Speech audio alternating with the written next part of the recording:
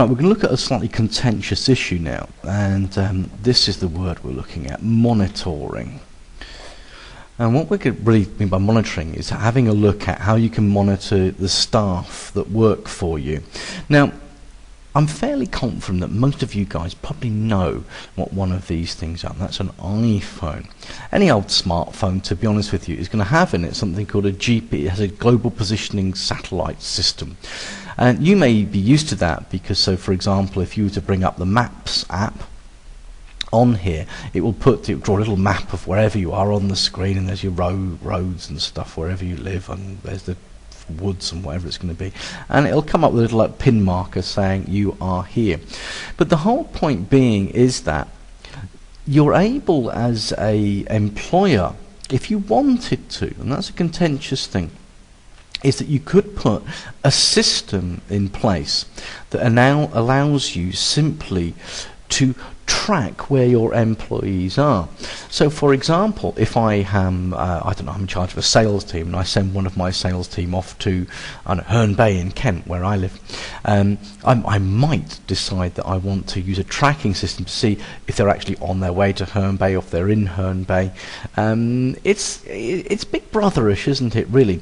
But the bottom line is that, you know, what you've got to understand is that your employer is simply paying you a salary to do a job.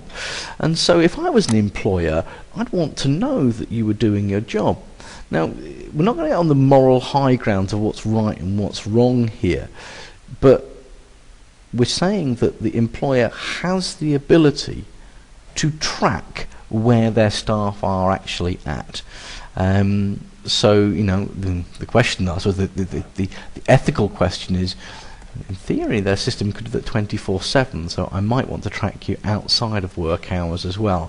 That's a fine line that you have to tread with your employer. But if the system is available, I am able, using global positioning systems, to actually track where my employees are and if they're doing their job properly. So I can track where they are. And the question is, can I track what they do? And that's what I want to look at here. Let's say now we've got our employees are not out on the road. You're all just working at a desk job selling insurance or something like that, and you are sat at your computer. Now, the question is, what are you doing whilst you're on your computer? Are you doing work?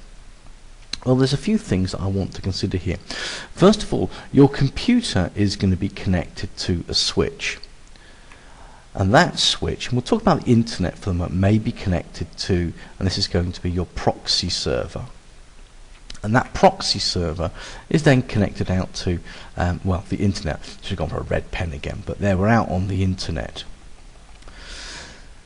So the thing is, in previous videos we looked at the idea of your computer has an IP address. And let's say that IP address is 1.2.3.4. That means that anything that you do, any signals you send out from your computer through the switch to the proxy server out to the internet get stamped with the IP address. So let's imagine now you're a bit bored at work and you think, I'm going to go to www.facebook.com, because you kids do love your Facebooking. So you're sat at this computer here and you type that in. A packet of data gets sent saying, from IP address 1234, I've got a request to go to Facebook. Now the proxy server can also be used to keep an audit log of the websites that somebody's visiting. And basically it's going to say which computer did it, so which computer, what time, and how long. And I therefore have the ability as an employer to monitor your wastage of my time on the internet. And there have been a number of cases of people who have lost their jobs because basically they're just doing social networking rather than actually doing the work that I pay them for. But it's not just the websites that you visit. Let's say you create an email here. That email, as it's going, once again, it's going out through, and it'll go through to, it's sent ultimately onto your friend via the internet. The whole point is here on the proxy server. Once again, I'm able, if I so choose to, as an employer, to put in software that enables me to track who you're sending emails to. But this is another thing that you need to understand.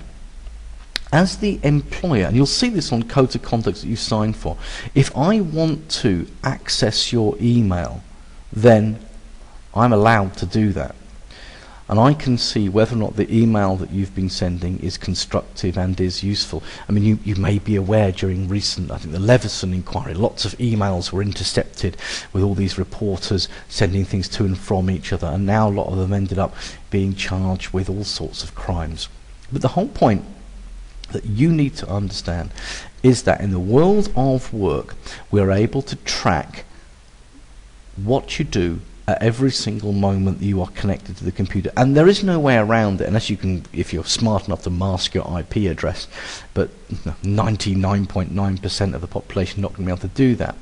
We can monitor your email, and we can monitor your internet usage.